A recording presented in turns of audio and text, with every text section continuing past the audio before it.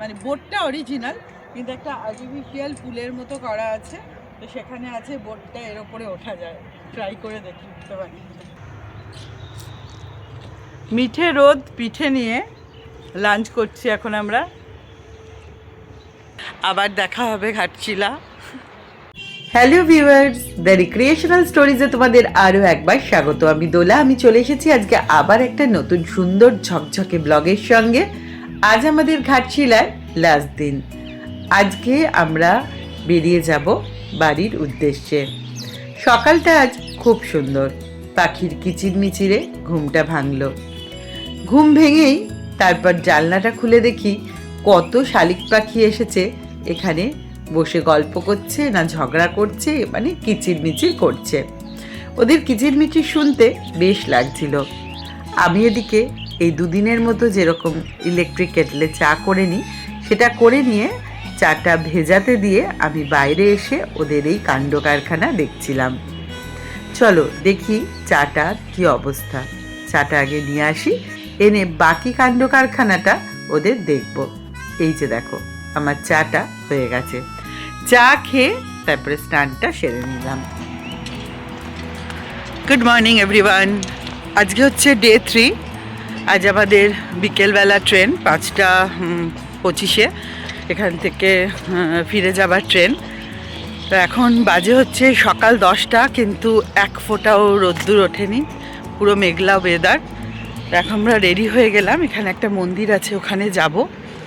আর তার আগে আমাদের বারবার করে ডাকছে ব্রেকফাস্টের জন্য, তো সেই জন্য আগে বেরিয়ে পড়লাম। ব্রেকফাস্টটা করে নিয়ে তারপরে বেরোবো। তো চলো দেখি আজকে কি ব্রেকফাস্ট আছে।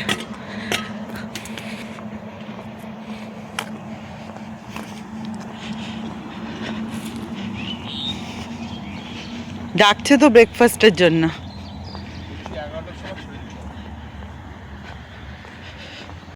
বেড়াতে এসে যে কোনো রিসর্টে এই কমপ্লিমেন্টারি ব্রেকফাস্ট বিষয়টা আমার খুব ভালো লাগে। আজকেও আমি খুবই ইন্টারেস্টেড যে আজকের ব্রেকফাস্ট মেনুতে কি আছে সেটা দেখার জন্য। এই ডাইনিং এরিয়াটার কথা তোমাদের তো আগের ব্লগগুলোতেই শেয়ার করেছি। ভীষণ সুন্দর আর্কিটেকচার। শুধু ডাইনিং হল কেন বলবো, চারিদিকের প্রত্যেকটা আর্কিটেকচারই অসাধারণ।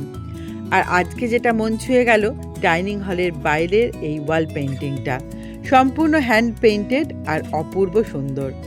ডান দিকে এই যে প্যান্ডেল দেখছো, এটার কারণ হচ্ছে আজকে যেহেতু 30th ডিসেম্বর আর আগামীকাল 31, সেই কারণে এই হোটেল কর্তৃপক্ষ একটা এন্টারটেইনমেন্টের ব্যবস্থা করেছে। আজকে হবে পুরুলিয়ার ছৌ নাচ আর আগামীকাল ট্রাইবাল ডান্স। এই 3 দিন এখানে থাকার ফলে এই হোটেলের সমস্ত স্টাফেদের সাথে আমাদের আলাপ হয়ে গেছে। এই রিসর্টের যে মালিক, তিনিও কিন্তু ভীষণ অমায়িক। অনেকবার রিকোয়েস্ট করছিলেন আমাদেরকে এখানে আজকের রাতটা থেকে যাওয়ার জন্য। কিন্তু তোমরা তো দেখছোই আমাদের ট্যুরের প্রথম থেকেই যে কি ট্রেন গন্ডগোলের মধ্যে আমরা পড়েছি। তারপরে আজও শুনছি ট্রেন অনেক লেট থাকবে, তাই আর থেকে যাবার ইচ্ছেটা খুব একটা হলো না। আজকের ব্রেকফাস্ট অবশ্য গতকালের মতোই ছিল, একদম সেম ব্রেকফাস্টই ছিল। ব্রেকফাস্ট হয়ে গেল, এবার 11টার সময় আমাদের রুম ছেড়ে দিতে হবে। কিন্তু ট্রেন আমাদের সেই বিকেলবেলা। এখন তো এদিকে ট্রেনের ভীষণ গণ্ডগোল চলছে, তো বিকেলবেলা ট্রেন। এই এতখানি সময় আমরা কি করব আমরা নিজেরাও জানি না। তো দেখা যাক কি করা যায়, কোথায় যাওয়া যায়, তাই তো।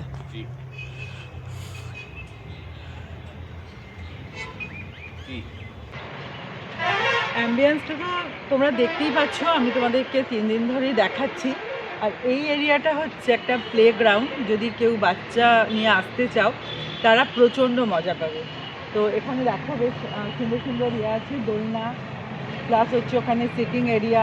বিকেলের দিকে বসে আর কি আড্ডা দেওয়া, চা খাওয়া, স্ন্যাক্স খাওয়া, এগুলো সবই চলতে থাকবে।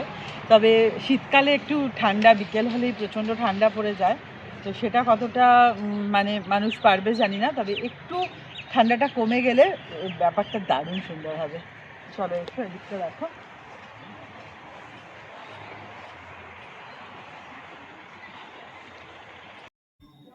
আমাদের যে খান্দা আমাদের দুদিন ধরে পুরো ঘাটশিলা ঘুরিয়েছে সেই দাদা আসছে। ততক্ষণ আর কি করব, একটু দোলনায় বসে বসে দোল খেয়ে নিই। দোল খেতে বেশ ভালোই লাগছিল, তবে এই দোলনাটা সেই সাধারণ দোলনার মতো না, ভীষণ ভারী, যে কারণে সেইভাবে এটা দোল খাওয়া যাচ্ছিল না।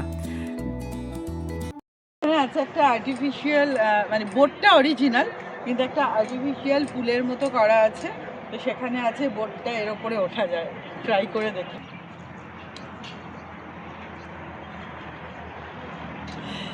ওঠা যাচ্ছে, এখানে বসাও যাবে, বসে সুন্দর করে ছবি তুলতে পারবে। প্রচুর মানে রিক্রিয়েশনের জন্য প্রচুর ব্যবস্থা আছে। বসে একটুখানি ছবি তোলো, ছবি। বোটের উপরে আমরা অনেক ফটোশ্যুট করলাম। বরুণ আমার ফটোগুলো আগে তুলে দিল, তারপরে আমি বরুণের। এই ফটোগুলো সারা জীবনের স্মৃতি হয়ে থেকে যাবে। আবার কবে ঘাটশিলা আসবো সেটা তো জানি না, আমরা কেউই জানি না কে কখন আমরা কোথায় থাকবো, কিন্তু এই ছবিগুলো আমাদের এই স্মৃতিকে একদম রঙিন এবং টাটকা করে রাখবে সারা জীবন। তাই ফটো তুলতে আমার ভীষণ ভালো লাগে। মন ভরে আমরা করে নিলাম ফটোশ্যুট।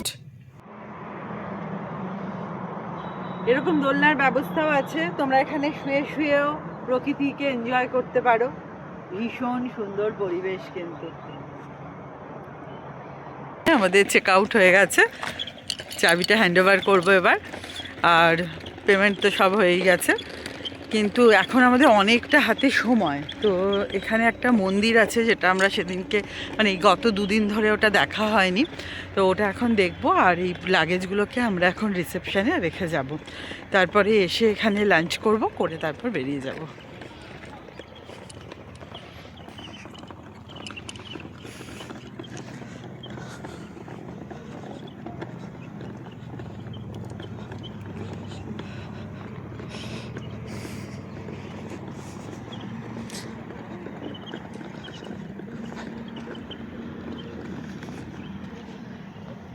রিসেপশনে লাগেজগুলো রেখে দিয়ে আমরা বেরিয়ে পড়লাম খান্দার সাথে।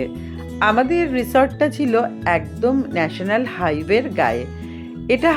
হাইওয়েটা পেরিয়ে আমরা শহরের মধ্যে প্রবেশ করলাম, কারণ এই মন্দিরটা একদম শহরের মধ্যে। প্রথম দিন যখন সাইট সিইংয়ে গেছিলাম তখনই কিন্তু দেখতে পেয়েছিলাম মন্দিরটাকে, কিন্তু যেহেতু আমার ভাত খাওয়া হয়ে গেছিলো তাই আর পুজো দেওয়া হয়নি। আজকে তাই ইচ্ছা আছে একটু পুজো দেবার, সেই কারণে বরুণ আর আমি আজকে ব্রেকফাস্টে একদম ভেজ খেয়েছি। চলো, খানিকক্ষণের মধ্যেই আমরা পৌঁছে যাব আমাদের ডেস্টিনেশনে। আমরা প্রবেশ করলাম মায়ের মন্দিরে। এখানেই আছে পুজোর সামগ্রীর একটা দোকান, সেখান থেকে পুজোর সামগ্রী কিনে নিয়ে আমরা প্রবেশ করলাম মায়ের মন্দিরে। আমার যেটা মনে হলো, এই মা দুর্গারই এক রূপ। মাকে দেখতে খুব সুন্দর করে সাজিয়েছিল মাকে। বরুণ আর আমি খুব ভক্তি ভরে এখানে পুজো দিতে পারলাম। এই যে ঠাকুর মশাই এত সুন্দর করে পুজো দিয়ে দিল, মনটা বেশ জুড়িয়ে গেল। ঝাড়খণ্ডে এসে এরকম ভাবে যে আমি পুজো দিতে পারবো তা আমি সত্যিই ভাবিনি। ভেতরে আছে একটা ছোট্ট শিবলিঙ্গ, এখানে অনেকেই শিবের মাথাতেও জল ঢালছে। এই রঙ্কিনী মাতা ঘাটশিলায় খুব জাগ্রত। 3 জায়গায় আছে এই মায়ের মন্দির।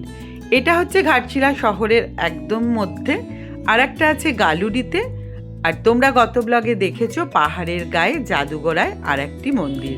তবে সব থেকে পুরনো হচ্ছে গালুডির মন্দিরটা, তারপরে তৈরি হয়েছে এই মন্দিরটা, এবং সব শেষে ওই জাদুগোড়ায় পাহাড়ের কোলে মন্দিরটি। বহু প্রাচীন এই মন্দিরে আগে হতো নরবলি। এখন নরবলি বন্ধ হয়ে গেছে, কিন্তু নরবলি দেওয়ার যে জায়গাটা আজও আছে। এখানে নিত্য পুজো হয়। এখন নরবলির পরিবর্তে মোষ বলি হয় দুর্গাপুজোর 15 দিন আগে।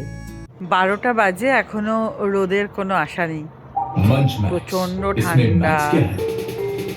আমরা পুজো দিয়ে এলাম এইমাত্র। পুরো রিসর্টটা মোটামুটি তোমাদের সাথে আমি শেয়ার করেছি এই 3 দিন ধরে, কিন্তু যেটা শেয়ার করা হয়নি সেটা হচ্ছে এই কমিউনিটি হলটা।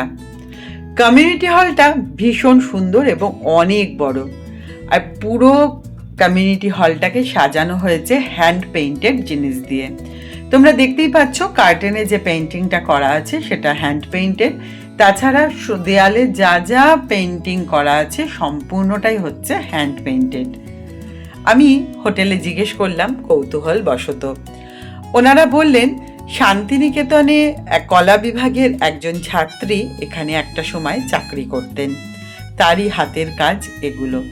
সত্যি অসাধারণ, খুব ভালো লাগলো বলে তাই মনে হলো তোমাদের সঙ্গেও একটুখানি আমি শেয়ার করি। আজকে যেহেতু বললাম একটা প্রোগ্রাম আছে, প্রচুর মানুষ আজকে আসবে ছৌ নাচ দেখতে, সেই কারণেই এই কমিউনিটি হলকে খুলে দেয়া হয়েছে। মিঠে রোদ পিঠে নিয়ে আমরা এখন লাঞ্চ করছি।